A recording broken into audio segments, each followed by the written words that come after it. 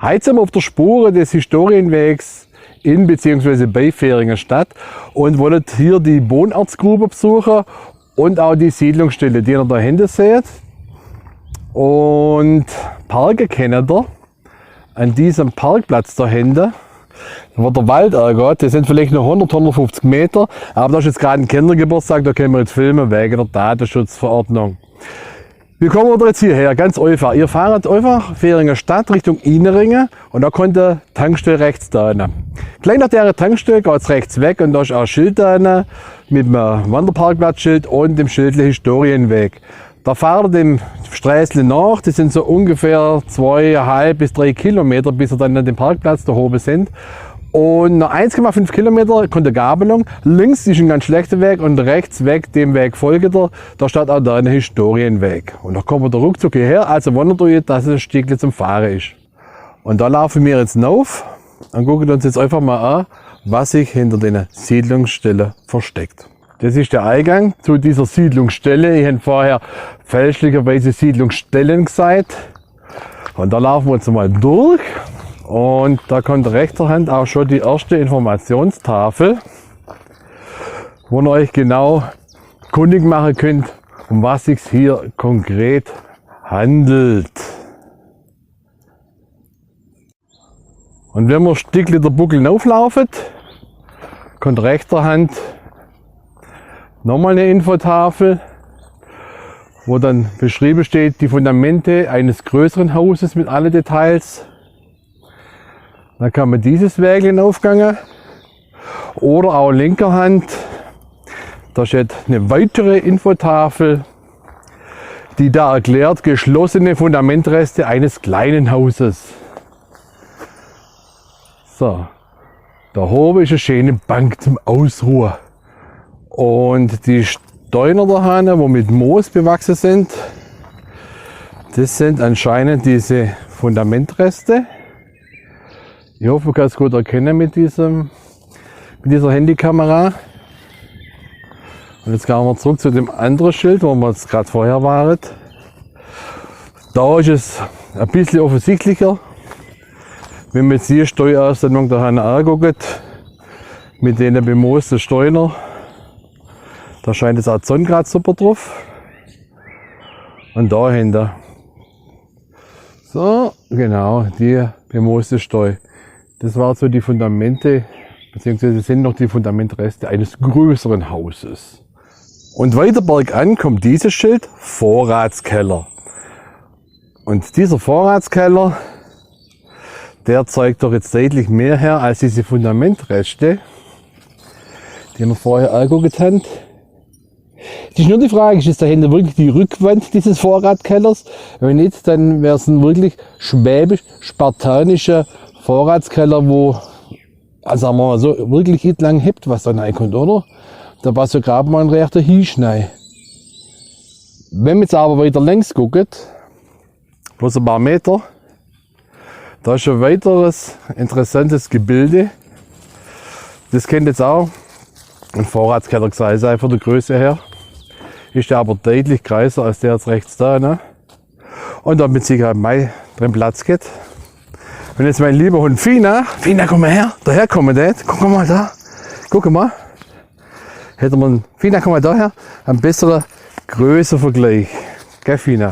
Der Keller ist doch recht groß für die Verhältnisse. Und dahinter ist ein Jägersitz, der jetzt sogar in die Szenerie reinpasst. Aber da haben wir gleich die Assoziation, dass jetzt der böse Wolf kommt mit einem Rotkäppchen. Irgendwie so ein Gebrüder Grimm-Wald.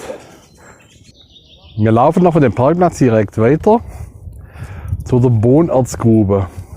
Weil die sind so meine Favoriten. Und das ist auch eine ganz spannende Angelegenheit. Und wir laufen dann an dem Schild rechts weg. Das ist ein ziemlich informatives Schild. Weil da steht alles drauf, was dieser Historienweg an diesem Rastplatz Fähringer Hütte beinhaltet. Da Siedlungsstelle, da Warmerschau, Huttewald, Schwammriff und Erzgrube. Da gehen wir jetzt nah zum Bohnerz suchen. Und auf unserem Weg zu diesen Erzgruben kommen wir an so einem sonderbaren Steuhügel vorbei. Aber die Fähringer Städter haben da auch eine Infotafel dazugestellt. Wertvolle Steinriegel im Feldrand. Das haben wir jetzt Benzing auch, da wo ich herkomme. Und da heißt es einfach der Steuplatz. Wo auch die ganzen Landwirte, die Bauern ihre Steine vor der Ecke, wo immer wieder nach oben kommen, ablagert. Und ein wunderschönes Gebilde am Wegesrand, ein Ameisenhaufen. Sogar Ameisen noch, wo Fliegel haben. Wenn man eine Weile durch den Wald gelaufen ist, konnte man an so eine Gabelung. Und da standen rechts wieder Schilder mit dem Hinweis Historienweg. Und jetzt laufen wir da weiter. Und da vorne, da standen nochmal Schilder. Die sehen wir jetzt vielleicht daheim nicht. Da kann man jetzt nachgucken, was drauf steht. Aber vor dem Schild sieht man links da so Absperrungen mit Löchern im Boden. Jetzt weiß ich nicht, ob das auch schon Bohnenerzgruben sind oder ob das Doline sind. Diese Einbrüche, die man bei uns auf der Alp da oben ja häufig findet. Ist jetzt schade, da steht jetzt leider nichts dran. Ne? Sind schon? Wie viele Löcher? 7 jetzt halt mal wieder jetzt so. Da drüben, okay, kann auch sein, dass da drüben wäre noch tiefer. Laufen wir um. Ja, aber ich glaube eher, gut, ich weiß es ja nicht, aber ich vermute, es sind Doline. Ich lasse mich aber gerne eines Besseren belehren. In den Kommentaren. Und mal das Loch da hinten. Ah, das sieht jetzt aber eher aus, als ob man Graben hat. Das sieht jetzt nicht mehr nach Doline aus. Wow! Das geht aber nah. Sieht man es? Ich laufe mal schön um den Baum drumherum. Weil man es, glaube von der Perspektive, wo jetzt Karo steht, doch deutlich besser sieht.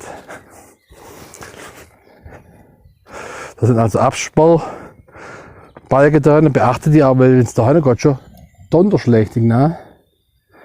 Weil da was schwarz ist, geht es nochmal weiter nah. Das kann natürlich schon von Menschenhand geschaffen sein. Aber wie gesagt, der was weiß, bitte in die Kommentare von morgen. Mich interessiert es brennend. Und andere wahrscheinlich auch. Da daneben auch gleich lauter so Löcher drin. Jetzt gehen wir wieder zurück auf den ursprünglichen Weg. Da haben wir die Gabelung, wo wir gerade davon geschwätzt haben. Da hinten liegen die Federn. Da ist ein Vogel, ein Geflügel ums Leben gekommen. Mit dieser wilden Natur auf der Alp. Und jetzt sind wir wieder zurück auf unserem Wägle.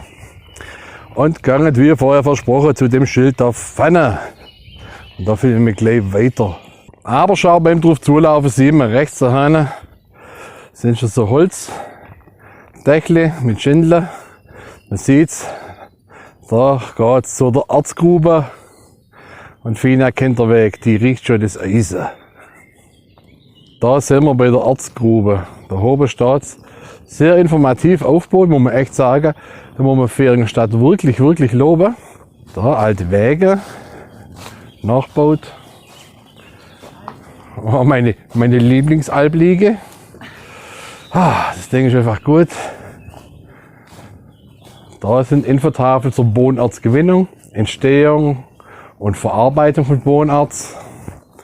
Holzkohlengewinnung zur Verhüttung von Bohnenerz.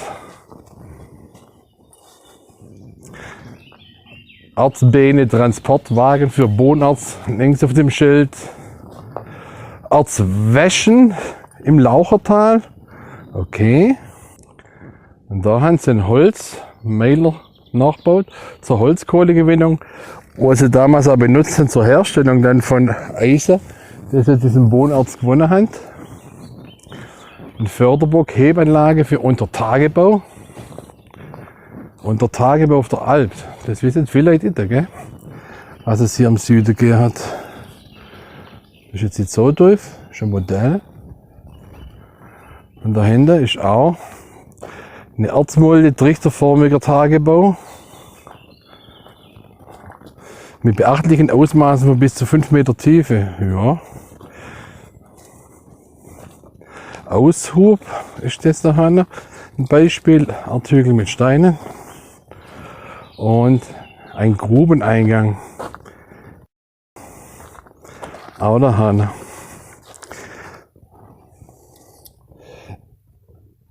Auch so ein Loch. Doch ähnlich wie das, was wir vorher im Wald gesehen haben. Ja gut, wahrscheinlich war das dann doch auch so etwas. Jetzt gucke ich selber mal, ob ich noch irgendwas vom Bohnenerz finde und dann zeige ich euch das mit der Kamera. Und tatsächlich, wenn ich jetzt genau gucke, liegt der Hahn, das ist jetzt immer inszeniert. Der Hahn, der sieht aus, als ob es so Bohnenerzkugel wäre. Das ist ja eine. Hammerhart, das ist ja alles voll. Da Hahn das nächste. Da brauche ich mal graben. Guck da mal. Das sind solche Bohnenerzkugeln. Ich putze jetzt mal geschwind. Das ist voll, die sind schwarz. Mal gucken. Ja, ist eigentlich witzig. Die haben das letzte Mal mitgenommen. Da habe ich Magneten erkippt. Nix magnetisch sei. Dachte, ja, doch was anderes gefunden. Da haben wir im Internet geguckt und es schaut da drin, wenn man Bohnenerz findet, dann sind die Eisenkristalle noch nicht geordnet. Und nur durch Zufuhr von Hitze, also durch diese Holzmeiler wieder drüber, Schmelzofen etc., wird die Struktur geordnet und dann wäre die auch magnetisch. Also auch wenn sie nicht magnetisch sind, beziehungsweise die sind mit Sicherheit nicht magnetisch, hat der Bohnenerz gefunden. Ja, das liegt da eine Ibra noch rum. Natürlich klar, lohnt sich dieser Abo nicht mehr, aber ist doch spannend, oder? Was hier so rumliegt, wenn man früher Eisen hergestellt hat, ich finde es cool. Schon wieder hat Caro einen Haufen gefunden innerhalb kürzester Zeit und davon sogar 2 ganz große Bollen. Ihr seht, es ist einfach hier was zu finden. So, wir sind wieder zurück an unserem Ausgangspunkt, an diesem Parkplatz bei der Fähringer Hütte.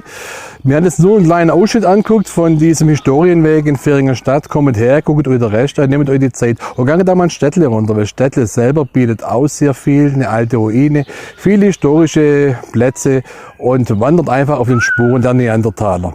Viel Spaß!